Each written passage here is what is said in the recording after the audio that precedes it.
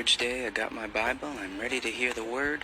Prisca, Mary, Phoebe, Junia, Tryphena, and Tryphosa. Their names are my favorite to say.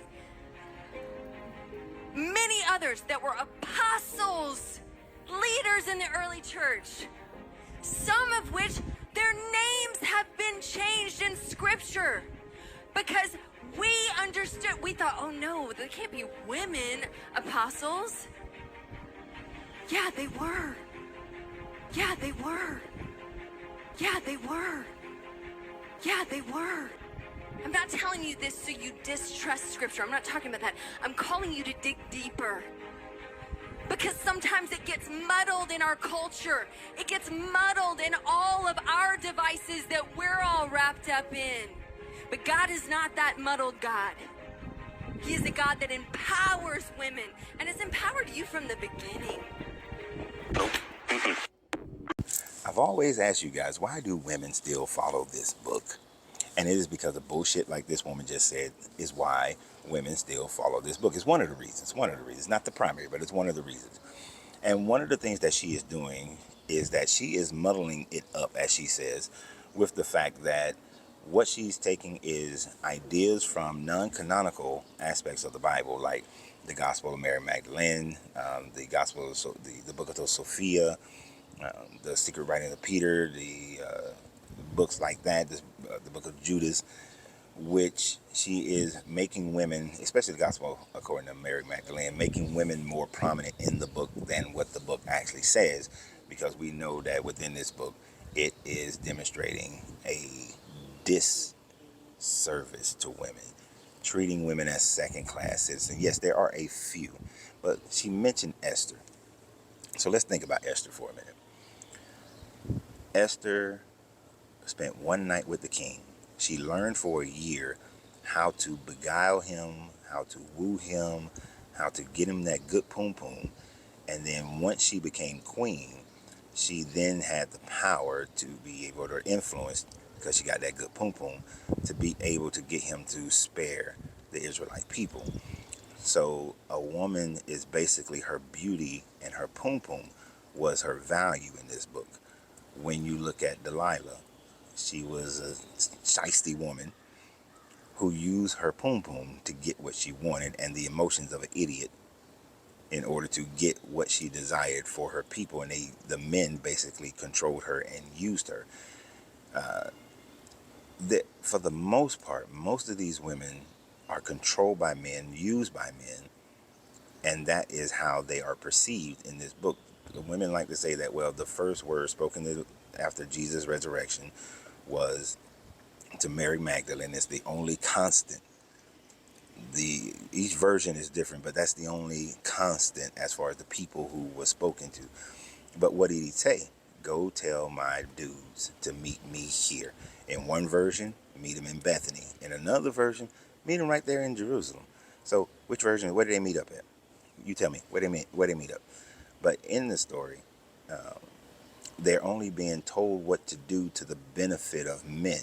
That is the entire concept of how this book treats women.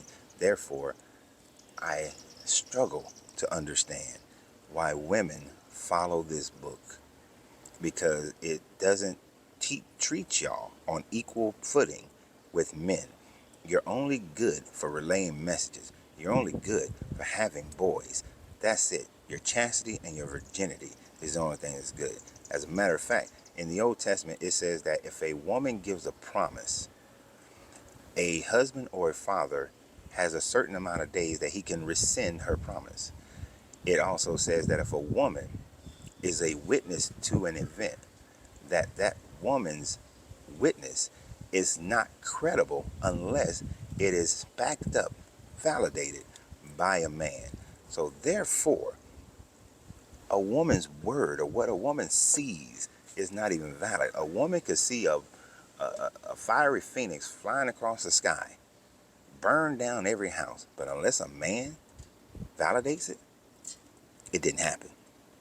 A woman can see two people get into an argument, get into a fight, but unless a man backs it, it doesn't happen. As a matter of fact, speaking of fighting, according to it, and we talked about this before, If a man is getting to a fight with another man and a woman tries to assist her husband and she touches that man's balls, the other man's balls, she is to have her hands cut off. But it never says anything about a man, if he crushes another man's balls, that his hand is to be cut off. Now, of course, I have people who responded in that one, well, that's the male, that's the genitalia, that's prolonging, that's the heredity, the legacy of a man, and keeping the babies coming and keeping the name and all to do that to do. But if a man crushes another man's ball, there's no punishment for that. It's only based on a woman, because a woman was property.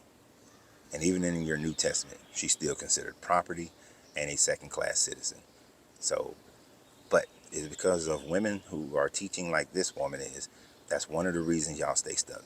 And in no point in time has any aspects of the Bible ever said or called or denoted or given the same credibility to a woman to be an apostle. But as I said in many videos, the book is conformed to the culture of the day that is reading it, not to the reality of whatever it is. It is always based on the culture. When women were subjugated, prior to women's suffrage, prior to civil rights, women couldn't be pastors, because your book says that I suffer not a woman to speak in the churches, for she shall not usurp the authority of a man. She couldn't even be a pastor. 50 years ago, well, not even 50 years ago, 30 years ago, it would have been very difficult for this woman to be a pastor. 50 years ago, she could not have been a pastor.